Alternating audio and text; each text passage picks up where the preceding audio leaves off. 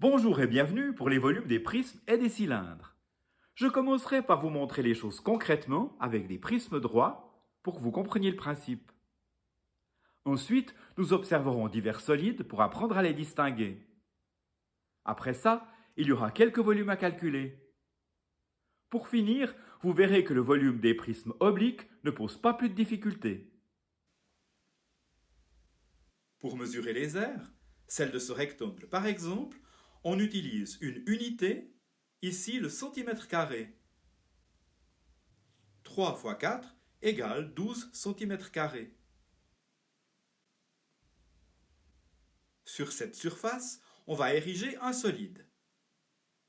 On mesurera son volume avec un cube dont les arêtes mesurent 1 cm, le centimètre cube. Il y en a aussi 12 cm3. Si je mets une deuxième couche, il y a 2 fois plus de cubes. 3 couches, 3 fois plus de cubes, etc.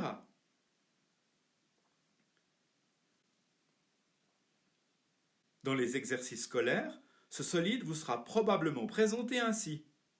Il faudra imaginer sa division en tranches de même base.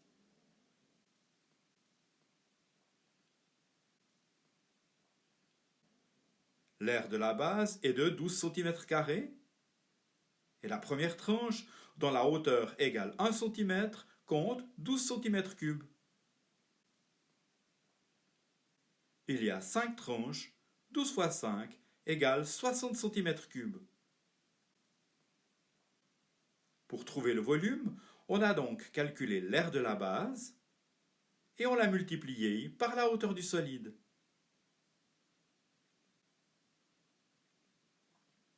Observez les faces.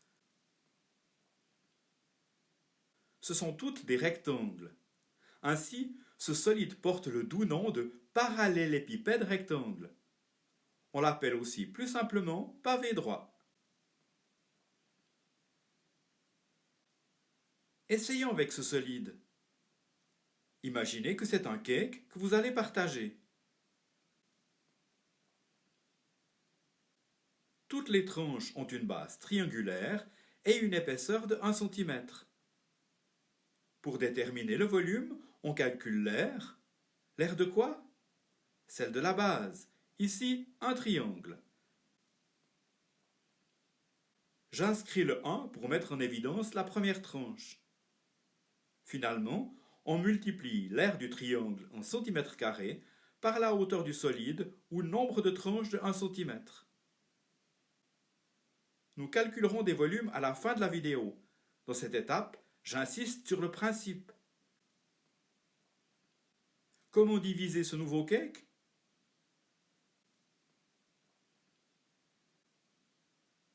Les tranches ont 1 cm d'épaisseur et la base est un trapèze. Après avoir calculé son aire, il ne reste plus qu'à multiplier par la hauteur du solide pour trouver son volume.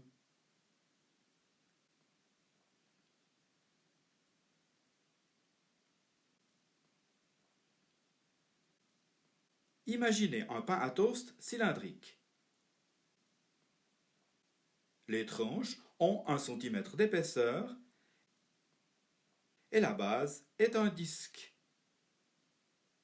Après avoir calculé l'aire du disque, on la multiplie par la hauteur du cylindre pour trouver le volume.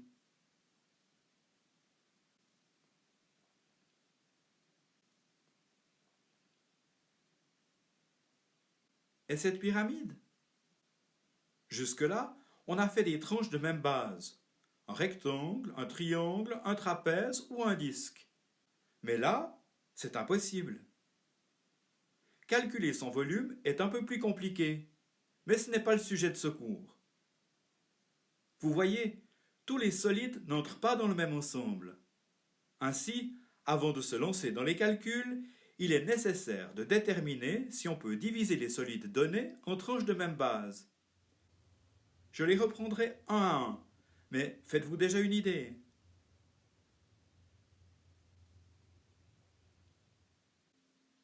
Nous avons déjà découpé ce solide en tranches de même base. Désolé pour les puristes, mais je n'ai pas été rigoureux avec la perspective, comme vous le verrez aussi plus loin. Pour une bonne observation, rien de tel que de faire le patron du solide. À chaque extrémité, on voit les deux triangles isométriques qui correspondent à la base. Les faces sont rectangulaires.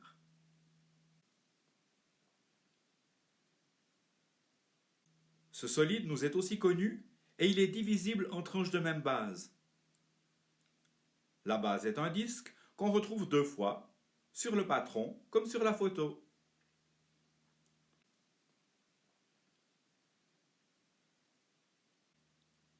On a beau tourner la pyramide dans tous les sens, on n'y arrive pas.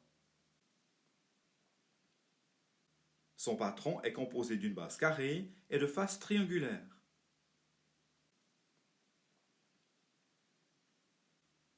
Non, impossible avec le cône. Son patron montre un disque et un secteur circulaire. La boule ne permet pas non plus de faire des tranches de même base. Et en outre, comment faire son patron?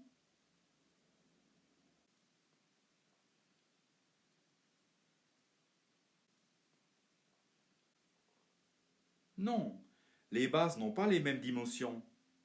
Et pourtant, en observant le patron,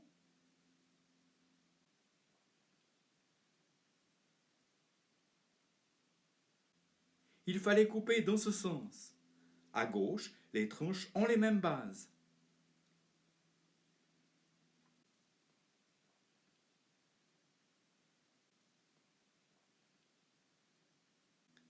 Le parallélépipède rectangle, qui n'est composé que de rectangles, n'a déjà plus de secret pour vous. On pourrait choisir la base que l'on veut pour les tranches.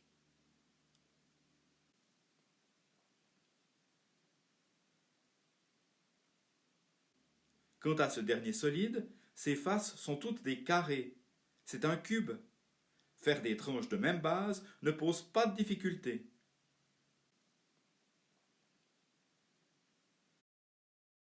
Pour résumer, voici les solides qu'on a pu diviser en tranches de même base. Comme nous venons de le voir sur les patrons, ils ont tous deux bases isométriques et des faces rectangulaires. Remarquez que les deux bases sont parallèles. À gauche, ces solides qui ont encore une base polygonale appartiennent à l'ensemble des prismes droits. À droite, ce solide dont la base est un disque est appelé cylindre. Les parallélépipèdes rectangles sont des prismes droits. Notez que le cube est aussi un parallélépipède rectangle et un prisme droit. Pour tous ces solides, on calculera le volume de la même manière. R de la base fois hauteur du solide.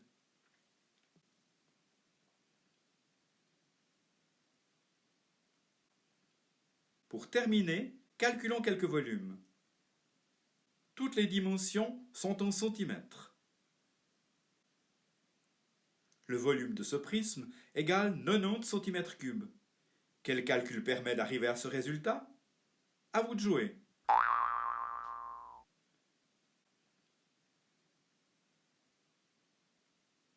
L'aire du triangle s'obtient en multipliant la base du triangle par sa hauteur et en divisant par 2. 6 fois 3, 18. 18 divisé par 2 égale 9. On multiplie 9 par la hauteur du prisme. 9 fois 10, 90 cm3. Notez qu'il ne faut pas confondre hauteur du triangle, 3, et hauteur du prisme, 10. La longueur 4 est inutile pour le volume.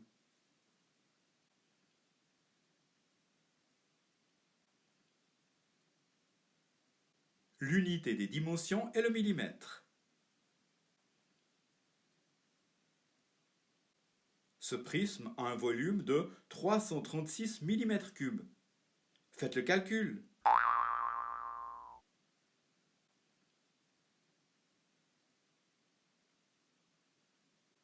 L'aire du trapèze s'obtient en additionnant la grande et la petite base, en multipliant le résultat par la hauteur du trapèze et en divisant par 2. 9 plus 5, 14, et 14 fois 4 divisé par 2 égale 14 fois 2, 28. 28 fois 12 égale 336. La longueur 6 ne sert pas à calculer le volume.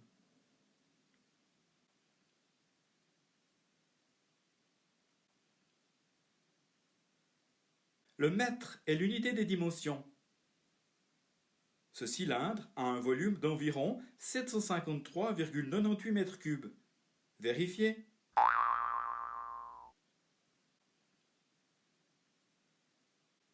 L'aire du disque se calcule en multipliant le rayon au carré par pi. Le rayon égale la moitié de 8, 4. Pour finir, on multiplie l'aire par la hauteur du cylindre, 15.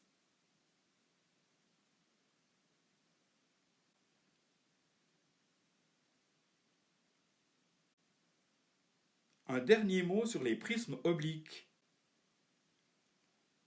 On y empile les tranches en les décalant ainsi. Son volume se calcule de la même manière que celui du prisme droit. R de la base fois hauteur. La plupart des erreurs de mes élèves venaient du calcul des aires. Voici le lien pour être incollable dans ce domaine. Au revoir et bonne relaxation.